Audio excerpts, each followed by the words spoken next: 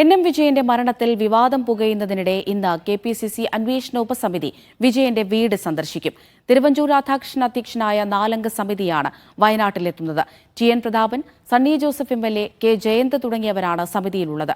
10 മണിയോടെ ഡിസിസിയിലെത്തുന്ന സംഘം DCC president N D. Appachan, Bathery MLA I C. Balakrishnan തുടങ്ങിയവർക്കെതിരെ ഉയർന്ന ആരോപണങ്ങളിലും കുടുംബം ഉന്നയിക്കുന്ന ആക്ഷേപങ്ങളിലും തെളിവെടുപ്പ് നടത്തും. ടി അനീസ് അലി വിവരങ്ങൾ നൽകാനായി വയനാട് നിന്ന് ചേരുന്നുണ്ട്. Anees, good morning. നമുക്കറിയാം എൻ.എം. വിജയന്റെ ഈ കത്ത് കോൺഗ്രസിന് പ്രതിസന്ധിയാവുകയാണ്. നേതാക്കളുടെയൊക്കെ പ്രതികരണം തീർച്ചയായും സാധാരണ ജനങ്ങൾക്കൊന്നും അക്സെപ്റ്റ് ചെയ്യാൻ കഴിയാത്തൊരു പ്രതികരണം തന്നെയാണ്. ഇന്നിപ്പോൾ സമിതി അവിടെ എത്തുകയാണല്ലോ. എന്താണ് ഉദ്ദേശം? ഏത് രീതിയിലുള്ള അന്വേഷണത്തിലേക്ക് കടക്കാനാണ് ഉദ്ദേശിക്കുന്നത്?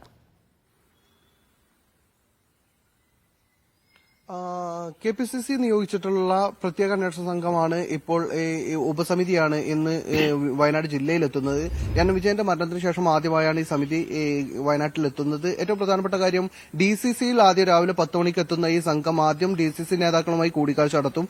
അതിനുശേഷം പിന്നീട് വിജേഷിന്റെ വീട്ടിലെത്തും. അതായത് എൻ.എം. വിജയന്റെ മകനാണ് വിജേഷും മരുമകളും താമസിക്കുന്ന എൻ.എം. വിജയന്റെ വീട്ടിലെത്തി ആ കുടുംബാംഗങ്ങളെ കേൾക്കും എന്നതാണ് ഏറ്റവും പ്രധാനപ്പെട്ട കാര്യം. കാരണം ഈ ഒരു മരണം കഴിഞ്ഞതിന് ശേഷം സംസ്ഥാന തലത്തിൽ നേതൃതലത്തിലുള്ള ആരും ഇവരെ കേട്ടിരുന്നില്ല എന്ന തരത്തിലുള്ള പരാതി വ്യാപകമായിരുന്നു. ഈ കുടുംബം വലിയ ആക്ഷേപങ്ങൾ നേതാക്കൾക്കെതിരെ ഉന്നയിക്കുന്നുണ്ട്. അതിനിടയിലാണ് ഈ കുടുംബത്തെ വിശ്വാസത്തിലെടുക്കുമെന്ന് കഴിഞ്ഞ ദിവസം തന്നെ തിരുവഞ്ചൂർ രാധാകൃഷ്ണൻ അറിയിച്ചിരുന്നു. അതോടൊപ്പം ഈ കുടുംബത്തിന് പറയാനുള്ളത് നേരിട്ട് അവരിൽ നിന്ന് കേൾക്കും, മാധ്യമങ്ങൾ വഴി അല്ലാതെ അവരെ കേൾക്കുമെന്നും അവരെ വിശ്വാസത്തിലെടുക്കുമെന്നും അവർക്ക് ആവശ്യമായ പിന്തുണ പാർട്ടി കൊടുക്കുമെന്നും അറിയിച്ചിട്ടുണ്ട്. അതിനുശേഷമാണ് ഇപ്പോൾ അവർ ജില്ലയിലെത്തുന്നത്.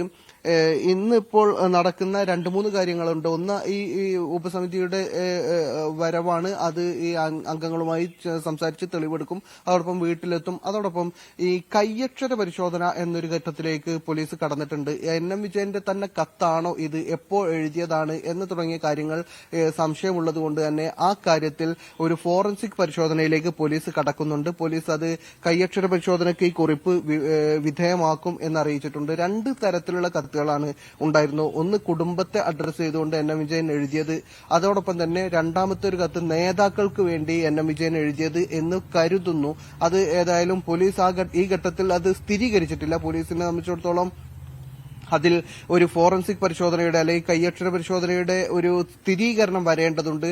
അതുവരെയും എൻ.എം. വിജയന്റെ കത്ത് തന്നെയാണ് ഇത്, ആത്മഹത്യാക്കുറിപ്പാണ് എന്ന തരത്തിൽ ഒരു തീർപ്പിലേക്ക് പോലീസ് എത്തിയിട്ടില്ല. പക്ഷേ എൻ.എം. വിജയന്റേതാണ് എന്ന് തന്നെ കരുതിക്കൊണ്ട് അതിൽ പേരുൾപ്പെട്ടിട്ടുള്ള ആളുകളുടെ മൊഴിയെടുക്കാൻ പോലീസ് തീരുമാനിച്ചിട്ടുണ്ട്. എൻ.എം. വിജയന്റേതാണ് എന്ന് കരുതപ്പെടുന്ന ഈ 8 പേജുള്ള കത്തിൽ I C. Balakrishnan MLA, DCC president N D. Appachan തുടങ്ങിയ വയനാട്ടിലെ മുതിർന്ന കോൺഗ്രസ് നേതാക്കളുടെ ഒക്കെ പേര് അഴിമതിയുമായി ബന്ധപ്പെടുത്തി പറയുന്നുണ്ട്. അതുകൊണ്ട് തന്നെ അവരുടെ മൊഴിയെടുക്കുക എന്നത് പ്രധാനപ്പെട്ട കാര്യമാണ്. ഇന്നലെ മകൻ വിജേഷിന്റെ മൊഴി വിജിലൻസ് രേഖപ്പെടുത്തിയിട്ടുണ്ടായിരുന്നു.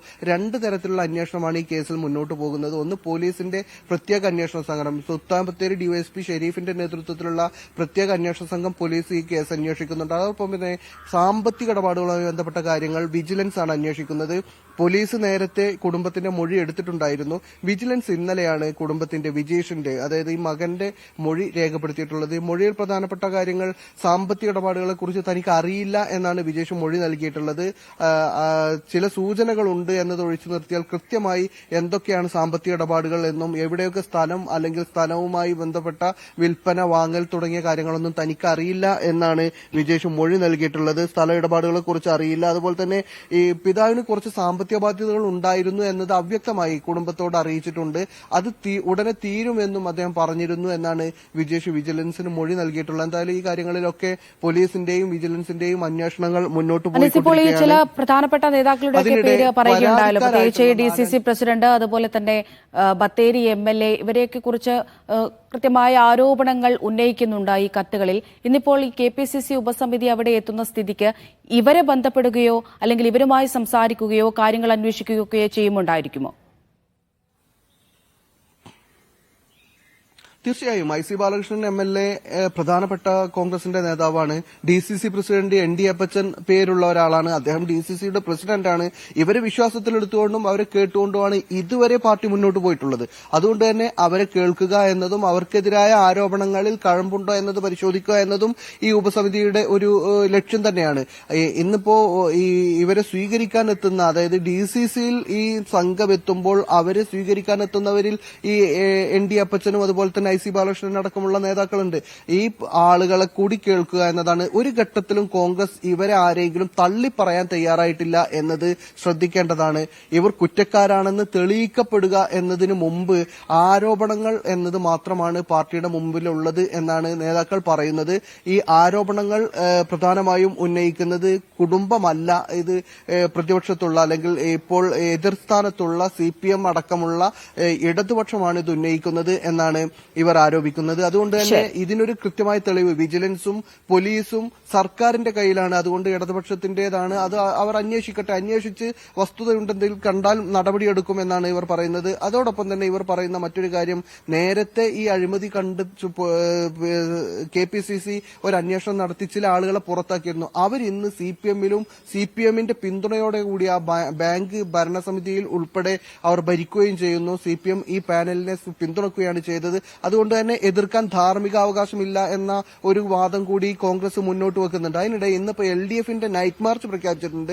IC ബാലകൃഷ്ണൻ രാജിവെക്കണമെന്ന് ആവശ്യപ്പെട്ടുകൊണ്ടാണ് വലിയ മാർച്ച് രാത്രി 7 മണിയോടുകൂടി. അതെ, വലിയ പ്രതിഷേധം CPMന്റെ ഭാഗത്തു നിന്നും ഉണ്ടാകുന്നുണ്ട്. IC ബാലകൃഷ്ണൻ MLA സ്ഥാനം രാജിവെക്കണമെന്നൊക്കെ ആവശ്യപ്പെട്ട്.